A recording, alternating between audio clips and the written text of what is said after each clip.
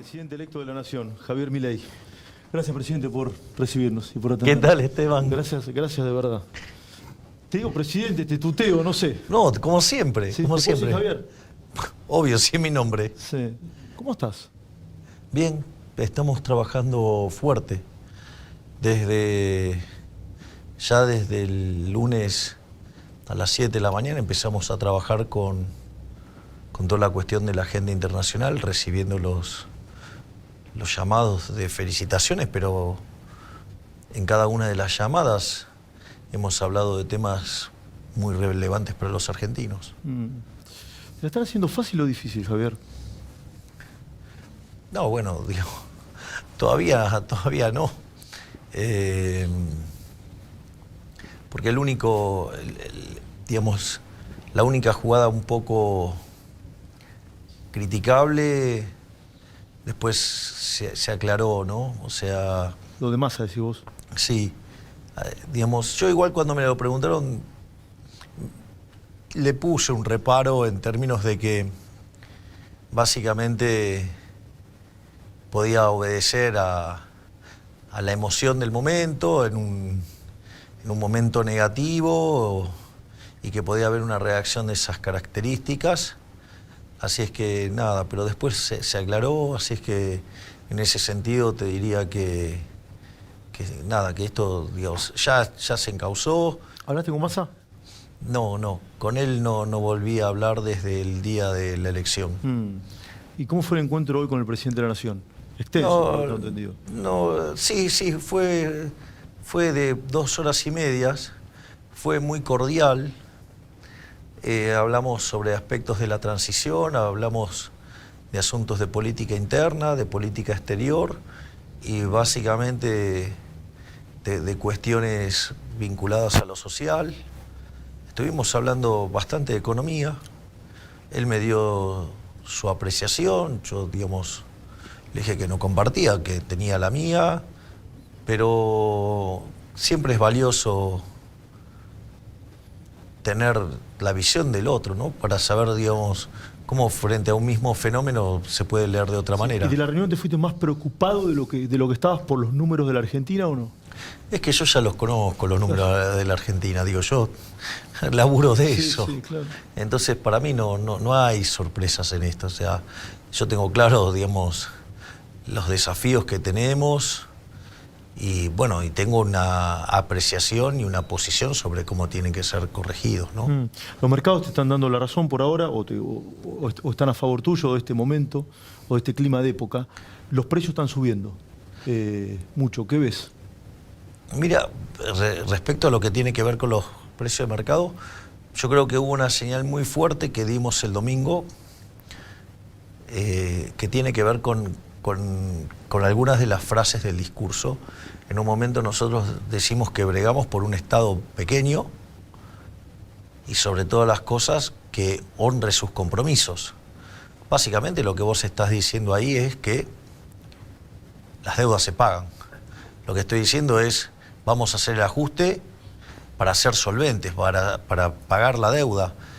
Y además, en otro tramo del discurso digo, esto no es para tibios, esto no es, acá no es para una solución gradual, esto es para una solución drástica. Si estoy hablando de que lo vamos a hacer de shock. ¿Hay un cambio radical entonces, Javier? Sí, claro. ¿Va a haber un cambio radical?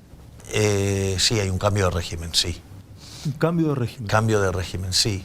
Y no solo eso, sino que además, otra cosa que nosotros señalamos es que va a haber un respeto a rajatabla del derecho a propiedad. La consecuencia más clara en términos de política económica es vamos a desarmar el problema de las LELIQs respetando los derechos de propiedad. No va a haber un plan Bonex ni nada por el estilo, va a ser una solución a mercado. Por lo tanto, lo que nosotros estamos diciendo, bueno, también hablamos de la apertura del comercio, pero... Vas a abrir las importaciones. El comercio se va a abrir después de que terminemos con la reforma fiscal y después que terminemos con la modernización del mercado laboral. Una vez que vos seas competitivo fiscalmente y una vez que vos seas competitivo laboralmente, eso es lo que va a permitir abrir la economía sin que cause daño. ¿En qué plazos crees, Javier, eso? Bueno, el equilibrio fiscal, digamos, se va a cumplir al primer año. Mm. O sea, el 2024 las cuentas van a terminar equilibradas. Van a terminar equilibradas. O sea... La maquinita se terminó. No tiene que existir más la maquinita. De hecho, el objetivo es que la maquinita desaparezca. Es decir, cuando cerrás el Banco Central, no quiero más la maquinita. Lo que pasa es que para terminar con la maquinita, primero tenés que hacer el rescate de las LELIQs y después el rescate de la base monetaria.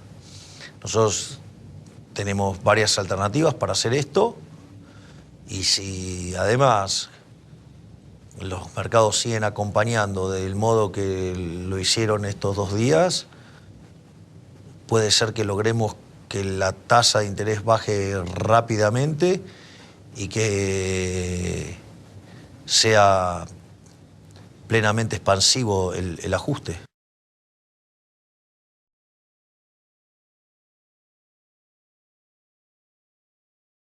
Esta alta inflación que vas a heredar, ¿cuánto tiempo crees que se va a mantener? Y bajar la inflación, en serio, cuando vos empezás un programa económico sólido y donde dejás de emitir, básicamente tarda entre 18 y 24 meses. 18 y 24 meses. Sí, decirle otra cosa es mentirle a la gente. La convertibilidad, cuando se impulsó, tardó 20 meses. Sí, Arrancó en abril del 91 y para fines de, digamos, o sea, del 92, o sea, inicio del 93, teníamos una de las inflaciones más bajas del mundo.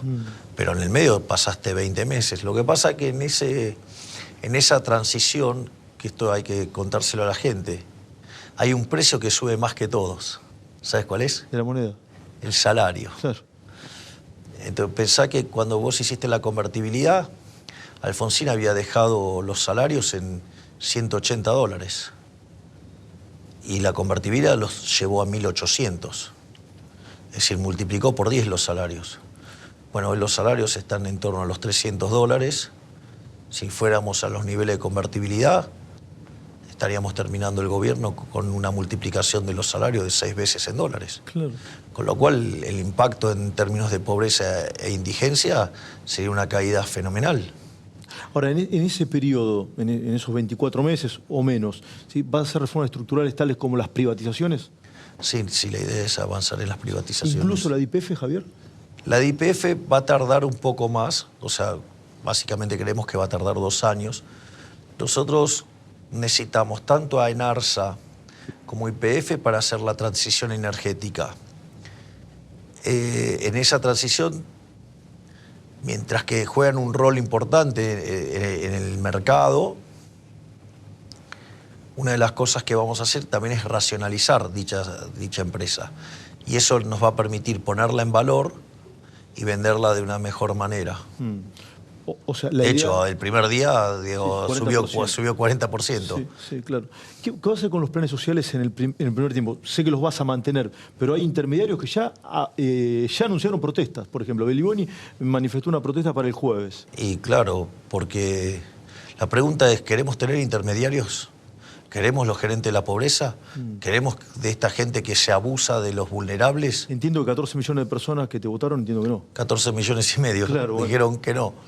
Igual, al margen de la cuestión electoral, la pregunta es moral.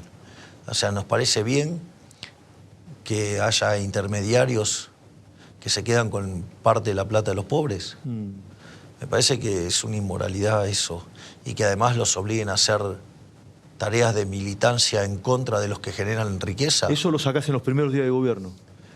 El Ministerio de Capital Humano, una de las cosas que se está teniendo en cuenta es terminar con la intermediación. ¿Sabes que mucha gente me pregunta, preguntale al presidente Milei, me dice, ¿nos va a contar a los argentinos qué le dejaron? Sí, el 10 de diciembre yo voy a contarle de manera cruda la situación del país. Bueno, de hecho lo hago regularmente, sí, pero con lo cual no va a ser distinto a mi estilo. Pero es bueno que la gente tenga claro, porque aparte, fíjate, esto es bastante atípico. Soy un digamos, una persona que ganó la elección presidencial diciendo que iba a ajustar. Sí. O sea, con lo cual estamos en algo nuevo, ¿no? O, digamos, o de hecho de ser el primer presidente liberal libertario de la historia de la humanidad. Por lo tanto, yo creo que la gente valora la verdad. ¿Le tenés miedo a la oposición? Que siempre la oposición en el peronismo fue bastante complicado para el oficialismo. Yo creo que hay instancias en las cuales pueden colaborar.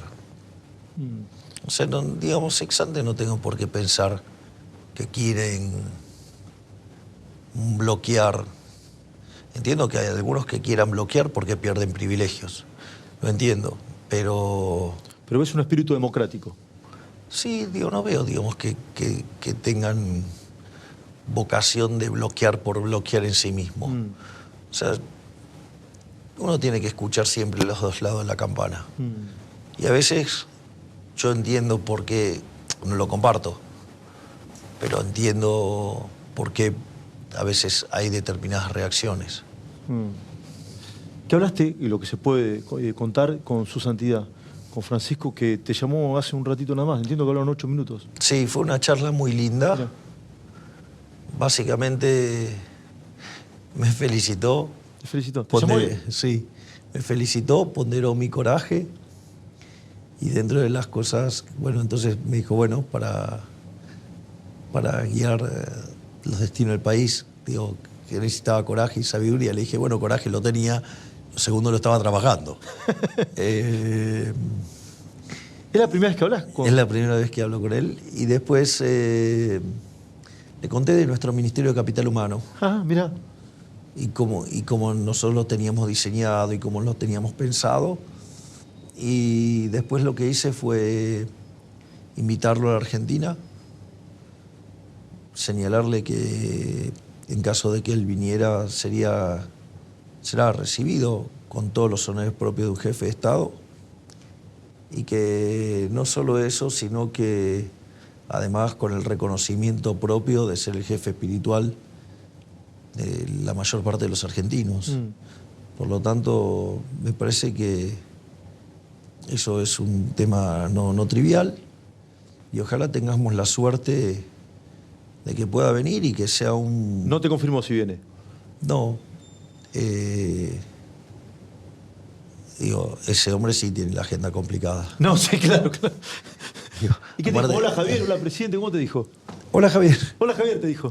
Sí, así que te diría que es fuerte hablar con el argentino, sí, claro, más importante de la historia, ¿no? Entonces, ¿es el argentino más importante de la historia? Sí. Y sí, es el jefe espiritual de los católicos, ¿no? Estamos hablando de 1.500 millones de seres humanos. Claro, claro. ¿Te llamaron muchos gobernadores, Javier, o no? No, gobernadores no me llamaron. Solo me llamó Jorge Macri. ¿Solo Jorge Macri? Sí. ¿Y los demás no te llamó ninguno? No. ¿Qué vas a hacer con los ATNs? Que son los aportes del Tesoro Nacional. Sí, están todos los ATN. O sea, yo digo, para mí la cuestión son las transferencias discrecionales. Claro. ¿La vas a cortar? Sí. ¿Vas a cortar las transferencias discrecionales a las provincias? Hay que poner las cuentas fiscales en orden. Tenemos un déficit fiscal de 15 puntos del PBI. 5 en el Tesoro, 10 en el Banco Central.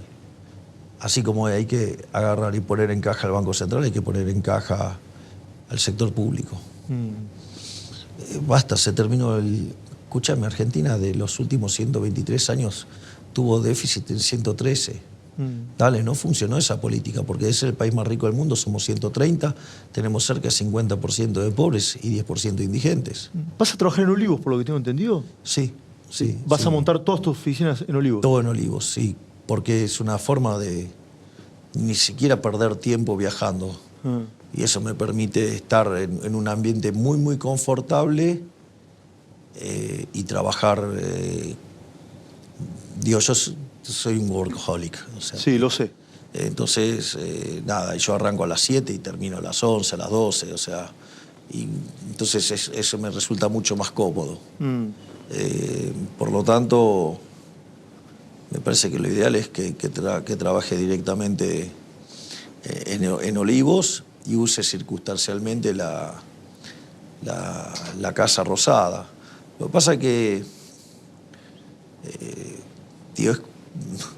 la Casa Rosada es más como un museo, ¿no? Es más como un museo. Claro, y en cambio, digamos, es otro ambiente, el de la Quinta de Olivos. ¿Vos crees que va a ser más productivo el trabajo de ahí? Y sí, obvio. Y si pasa un gobierno austero. ¿A vos qué te parece? Sí, que sí. ¿Qué rol va a tener tu hermana, Javier?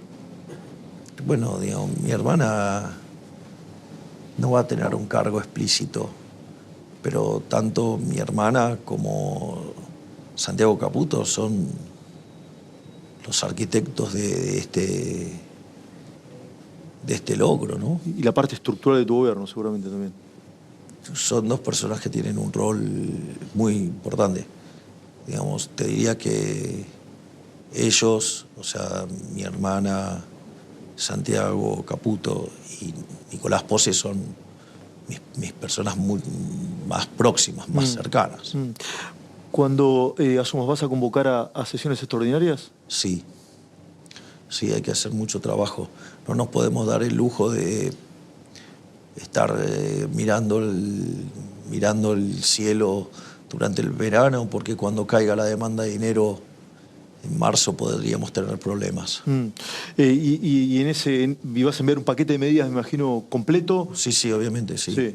Sí, ya el propio primero 11, el primer día efectivo de gobierno, porque es domingo el 10. El domingo es 10. O sea, el lunes 11, en el primer minuto entra todo el paquete de reformas.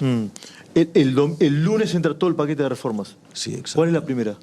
La reforma del Estado. La reforma del Estado. Sí, de 22 a 8 ministerios. Exactamente, no solo eso. O sea, hay toda una cuestión de una agenda de regulación profunda.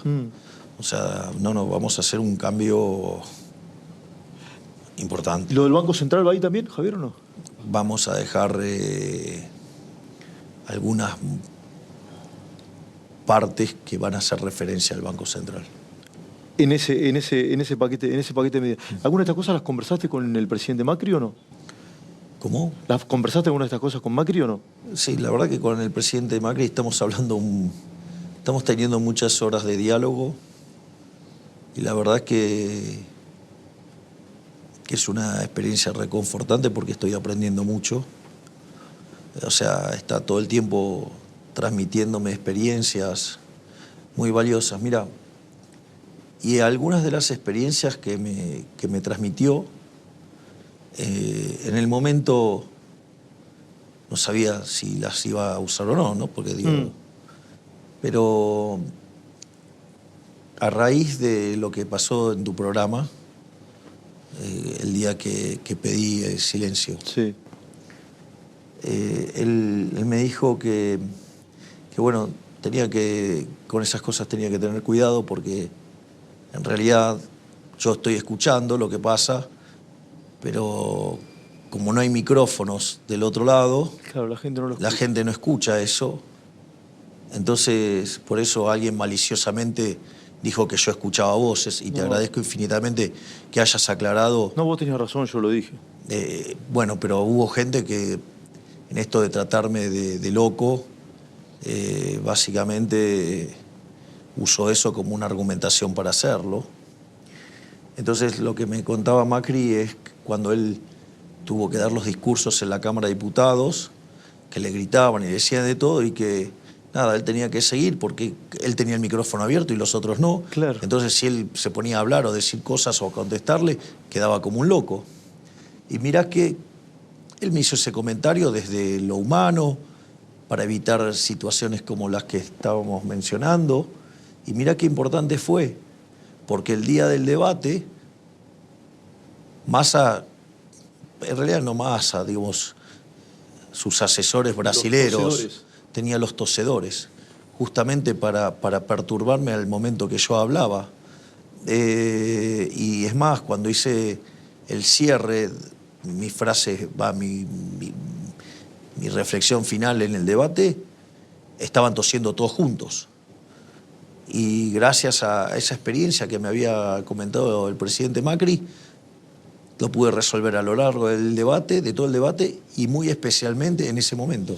Por último, Javier, tengo que ir cerrando porque sé tu tiempo, sos el presidente de la nación electa y tienes una agenda muy, muy importante. Y obviamente es responsable también cerrar la entrevista para que sigas trabajando. Ayer dije en mi programa que el pueblo dejó de ser peronista, así lo marcan los datos, y que hoy el pueblo es liberal. ¿Hay un pueblo liberal, Javier? Me parece que las ideas de la libertad es de todos los argentinos y que conforme vayan viendo los beneficios de vivir en libertad, cada vez van a ser más populares. Porque en el fondo las ideas de la libertad fueron creadas para salir del yugo opresor. Claro. De los tiranos que ocupaban el Estado, ¿no? Así es que en ese sentido, casi que te diría que la naturaleza humana conduce al liberalismo. Casi como que la naturaleza futbolística conduce al bilardismo. Contame eso contame eso y me voy, me lo dijiste en la previa. Me llamaba, vos te lo tengo que contar, pelado. No, porque yo para el resultado. El sábado a la noche mandé un tuit que decía bilardismo 101. Sí. Porque me estaba llegando encuestas y daban unos números que... Entonces, bilardismo 101. Y a lo largo del día me iban llegando números y yo decía, cada vez que veía números tan buenos, agarraba y los tiraba, decía, no, esto está mal. Con mi hermana decíamos, este está mal. Entonces solamente nos quedábamos con los menos buenos. Y después, bueno, nos negábamos a ver números que daban mejor que 3. Y terminó siendo más 12. Terminamos sacando el porcentaje más grande de la historia de la Argentina. Vos me comentaste que sacamos el diferencial más grande de un balotaje en América Latina.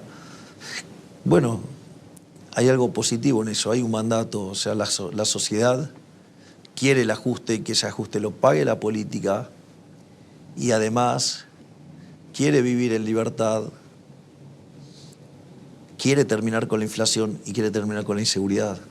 Entonces, yo imagino que el resto de la política entenderá que eso es un cambio de época y que si no lo hacemos, la gente no lo va a tomar a bien. Así que mejor que lo hagamos de la manera más ordenada posible, porque si hay resistencia a ese cambio, el cambio va a tomar lugar y de todas maneras, y algunas dinámicas de mercado a veces pueden ser un poco abruptas, por lo tanto hay que corregir las cosas donde está el desequilibrio. Si la madre de todos los males de Argentina es el desequilibrio fiscal, pongamos las cuentas fiscales en orden, hay esperanza. Gracias, señor presidente. Gracias, Javier Milei. Gracias, señor periodista. Gracias. Entonces, porque sos un señor periodista. Gracias, Javier. Gracias, de verdad.